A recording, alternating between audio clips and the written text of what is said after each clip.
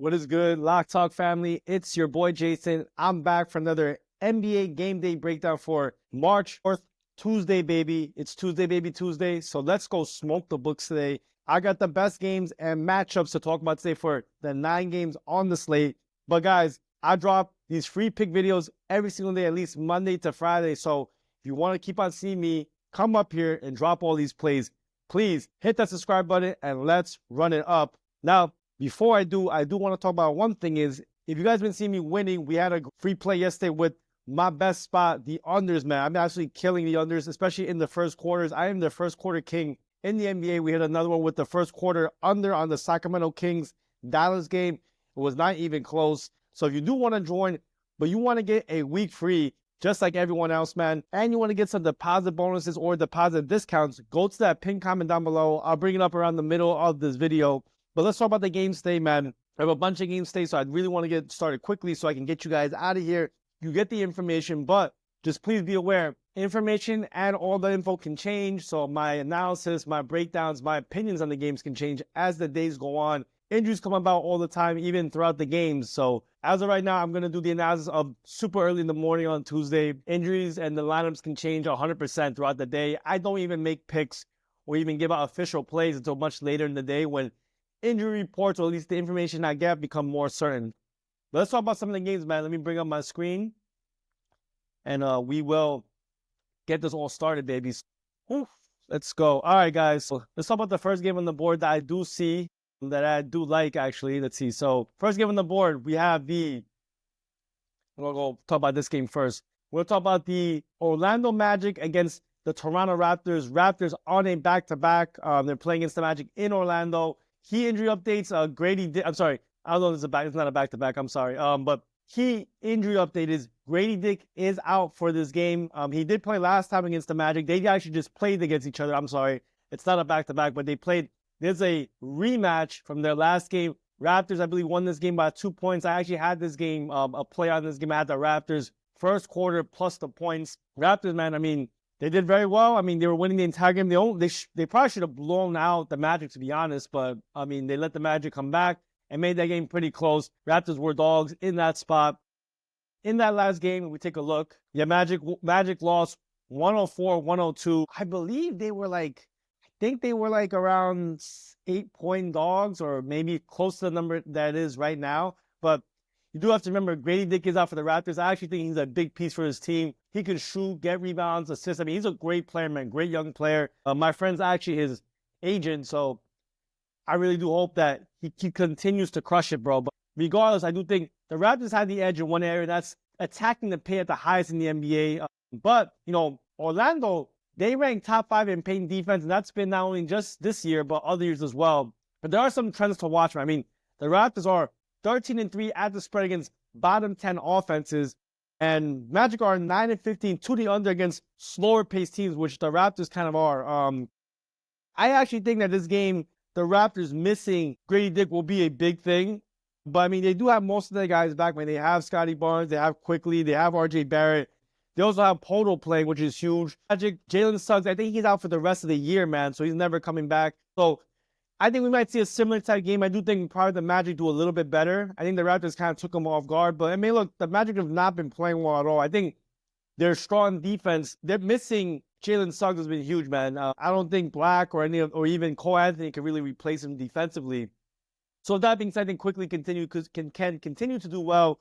And the Raptors actually kind of match up well against this Magic team. I think Raptors can cover again, even though they have historically been much better at home. They've been playing okay on the road.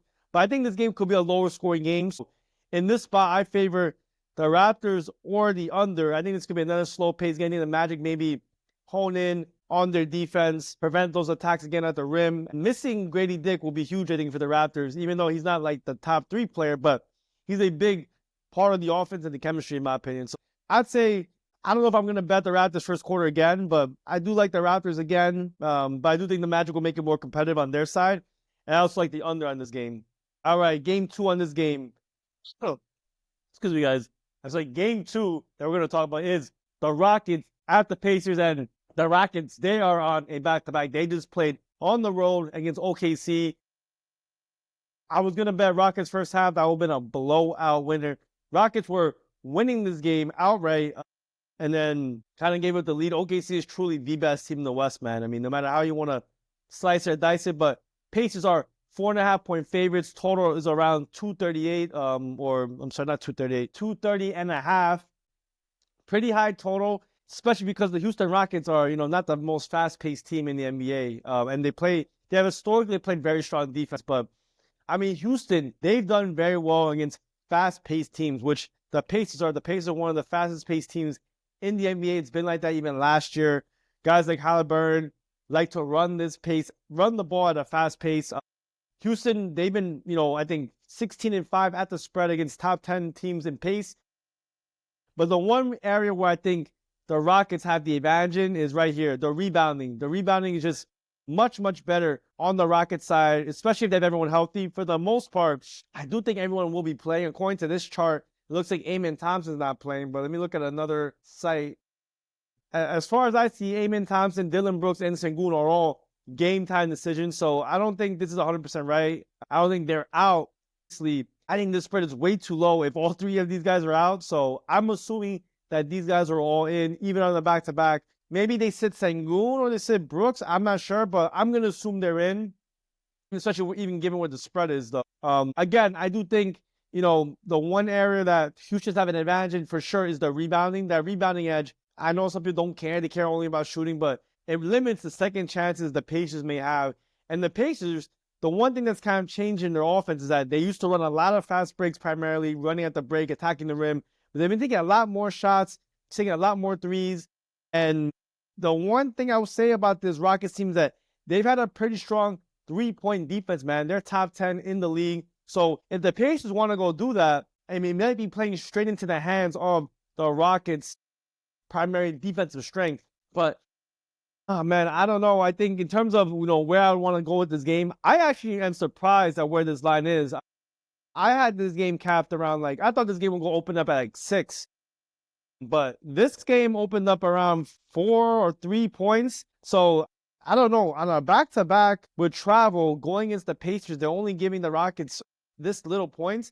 That's a little crazy, man. I mean, look, everyone's on the Pacers for that reason. I mean, the Rockets have not looked good. I mean, especially against that OKC team. I mean, they lost outright to the Kings, who I think are terrible, even though they whooped the Mavericks last night. And they gave up a huge lead against the Oklahoma City Thunder, man. So, I don't know, bro. I mean, this is a very fishy line. I think maybe the angles I'm talking about is what other people are seeing. Maybe the books are seeing, the rebounding edge and that defense, and the Pacers changing kind of their offensive attack kind of plays into the hands of Houston. So I do think if all these guys play, Sengun, Brooks, Amen Thompson, I think Rockets have an edge, man. And I think the Rockets have a chance to win outright, even on the back-to-back.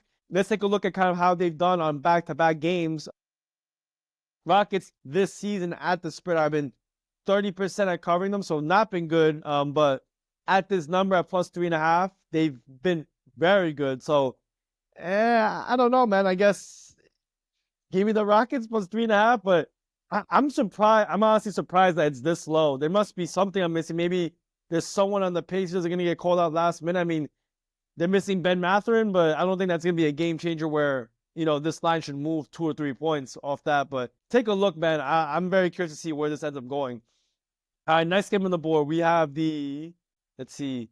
I'm going to go talk about this game. The Warriors against the Knicks. I actually might go to this game. I actually might have a play in this game. Knicks at home at MSG. And Knicks are 4-point favorites, or at least now 5-point favorites at home. Totals at 229 and 230. 229 or 230. Pretty surprising, bro. I mean, this is a pretty high total for a Knicks game and Warriors game. That's because the Knicks defense has been absolutely terrible, bro. They have one of the worst rated defenses in the league as of late. Bottom, I guess, call it bottom quartile in the league. And that's not been what they've usually been doing, man. They've had a very top-tier defense last year, even the beginning of the season. But I think it's because they've been missing OG Anunoby. But OG Anunoby should be playing. The one big injury that's on the Knicks side is Cat. Cat might not be playing. He's a game-time decision. But I believe Mitchell Robinson is available to play. I don't know if he starts, but, I mean, having Cat not playing will be huge. Warriors are on the back-to-back. They just put against the Hornets, and they did cover, like I said. Steph Curry, is a game time decision. So that'll be interesting if he does not play. I imagine he probably plays in a big spot playing MSG.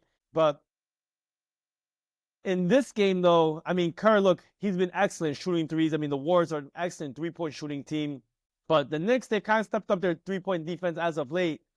But I don't know, man. With Cat, I'm not sure if he's going to play or not. The Knicks, I mean, playing at home, can they keep up with this Warriors team? Warriors are on a back-to-back, and the Warriors on back-to-backs have been okay. I mean, basically 50% or 40% covering at that span. Knicks, though, I mean, they've been okay at covering at home. They've been 40% covering in their last 10 games at home, but they have not been doing that great, bro. I mean, they've lost outright to, I mean, they didn't cover against Philly, didn't cover against Chicago, Atlanta, Boston. I mean, the list goes on and on. The Rockets have been on, I mean, the Rockets, the Warriors, they've been on absolute fire, bro. So on the back-to-back, though, I don't love it, especially with the travel. I have to know if Curry and Cat play, but I mean, getting 5 points with the Warriors in a game where I think, you know, the Warriors can keep it kind of competitive, especially if Jimmy Butler and Steph play. But this game's going to be all about the injury report. If Cat doesn't play, if Steph doesn't play, this will change the complexion entirely. But with that being said, bro, I mean, who I think wins this game? I think the Warriors probably win this game if everyone's playing. But I don't know. I have to wait and see the injury report. It's not like my strongest play on the board, but I'm going to wait and see if I can get more information if Steph's playing and Cat's playing. But right now, I will lean with the Warriors.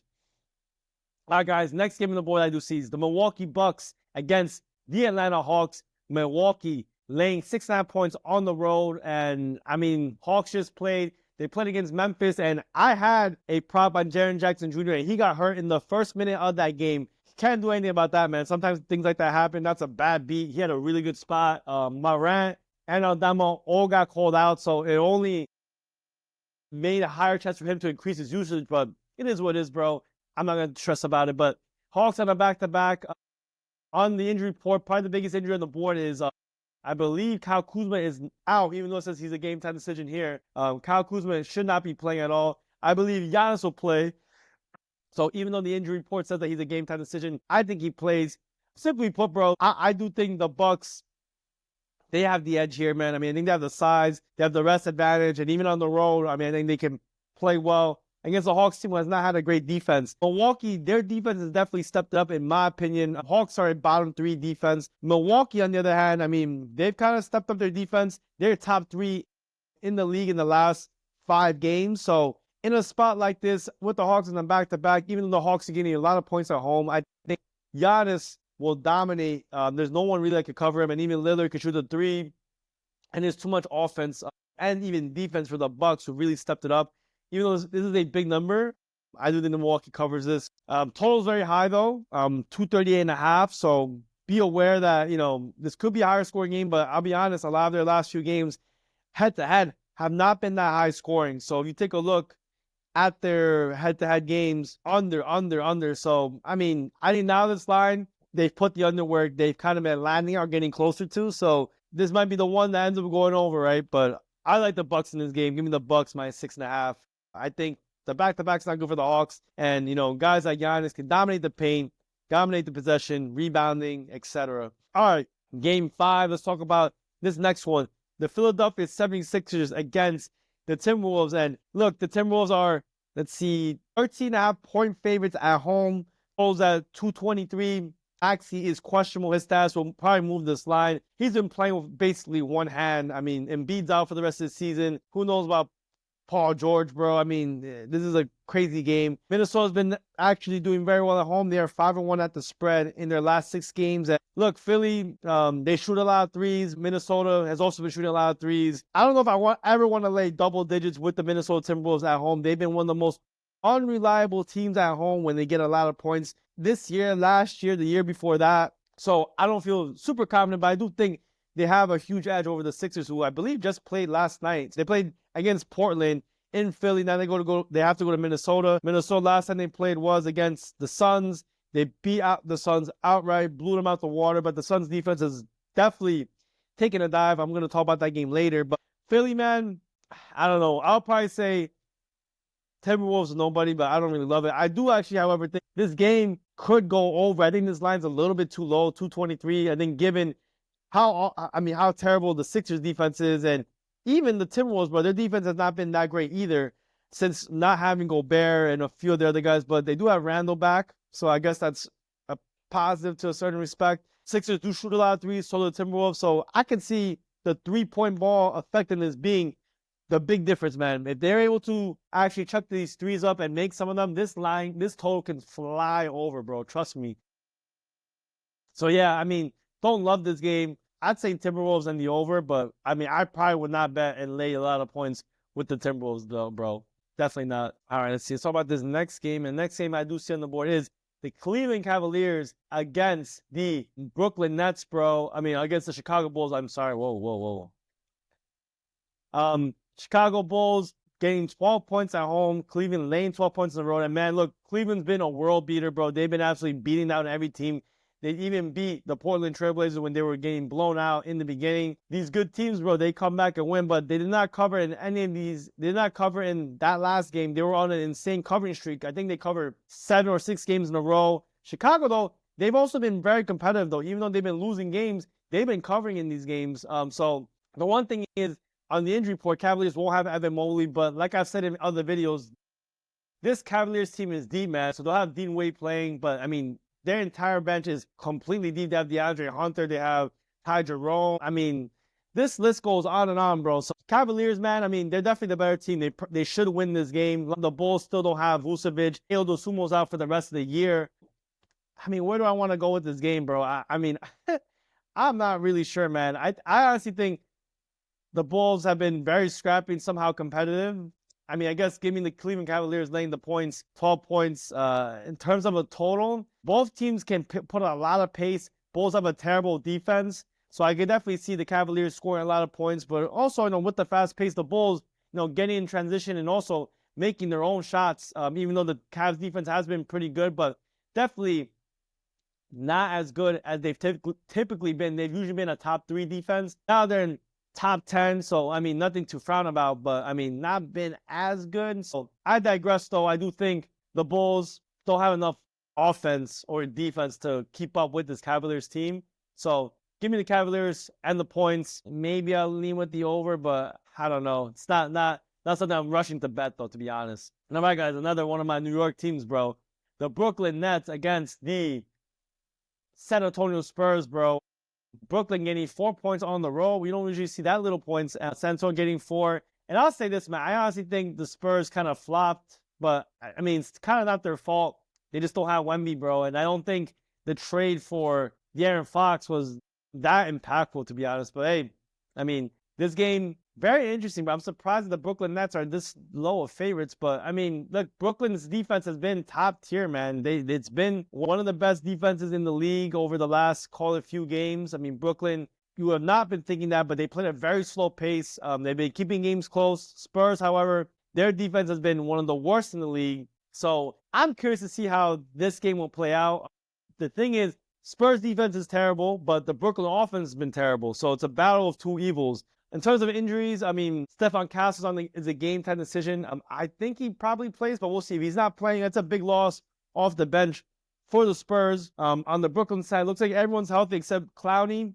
I don't know, bro. I kind of like the Brooklyn Nets have been one of the best covering teams on the road. Let's take a look right here. But they usually get a lot more points than this, though. On the road, Brooklyn have been almost a 70% cover rate, but have not been covering in their last few games, I believe. Yeah, they didn't cover in their last 2.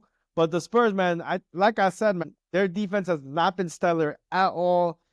I think the Brooklyn Nets, if anything, they can maybe keep this competitive, keep it close, and maybe even have a chance to win this game outright. I do think this is enough points for me to go on the Brooklyn side. So give me Brooklyn +4. I think they have a chance to win this game outright for sure.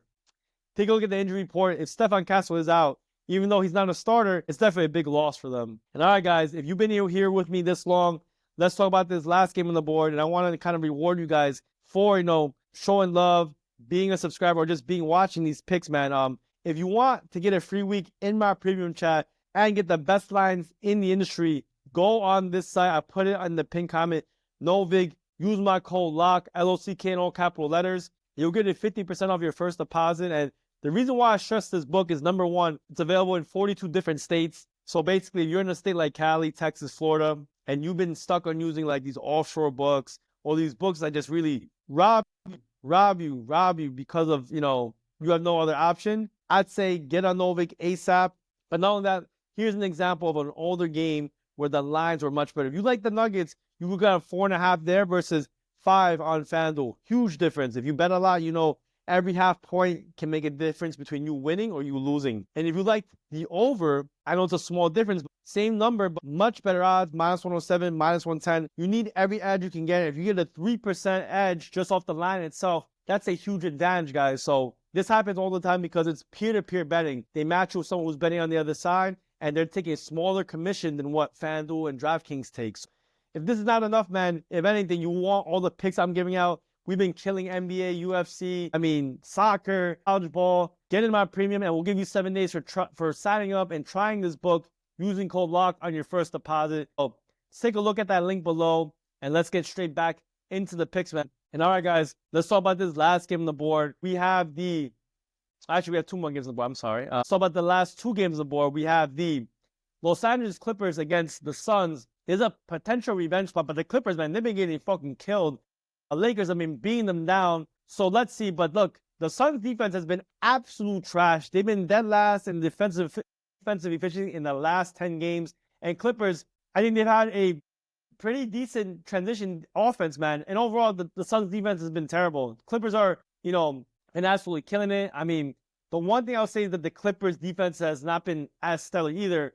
Clippers are 29th in 3-point defense, and the Suns love shooting mid-rangers and threes. Suns are also 3-0 at the spread against the Clippers this year. Clippers have triple revenge, not even just double revenge or single revenge. They have triple revenge. Overall, I do think the Clippers are the better team. I think they bounce back in the spot, man. The Lakers are just incredible. They just been on a roll since the trade. I think the Clippers can win this game outright, cover this number. But I didn't like this over, bro. I think the Clippers can definitely beat down on the terrible Suns defense, but also at the same time, the Suns have chances for sure to get points on the board. They can shoot the 3-ball in the mid-ranger, an area where the Clippers are not as good. And just in general, the defense of the Clippers have not been as stellar as of late, man. They are middle of the pack. So I actually do think this over is not that bad either. But so in this game, Clippers or the over is where I would lean. And all right, guys, we're back. The last game on the board, we have the Los Angeles Lakers against the New Orleans Pelicans. Pelicans getting 8.5 points on the road. Look, man, the Lakers are absolutely incredible. They've been the hottest team probably in the NBA. The only thing is the Lakers, they do have some injuries that might affect this game. Luka Doncic and Austin Reeves are game-time decisions, but if they don't play, I don't know, man. That'll be a pretty big loss. If they do play, I do think the Lakers can definitely cover this number. So I think that's the reason why this number is not a double-digit spread. It's because Luka and Reeves are truly game-time decisions. Lakers defense has been on absolute fire. They've been one of the best defenses in the league. They are the top 3, man, right behind the Portland Trailblazers. I don't know, bro. As much as I love the Pelicans and as much as I've been betting on them and getting paid off their props and the team, I do think the Lakers, if they have everyone healthy, can blow out this Pelicans team. And I know for sure the public's going to be all over the Lakers. But look, the public wins too, man. Don't believe where the public can never win. But wait and see if Luka and Reeves play. If you want to make that play, if you don't care if Luka or Reeves play, take this lower line, because if they do play, I think this line will jump to 10 points. But I can see somewhat of an angle for maybe the Pelicans. There's maybe too many points, but I don't know. I think there's a decent game for props, but give me the Lakers 8.5 points. I roll with the public on this one, but hey, look, I wouldn't be surprised if Luka or someone else sat out.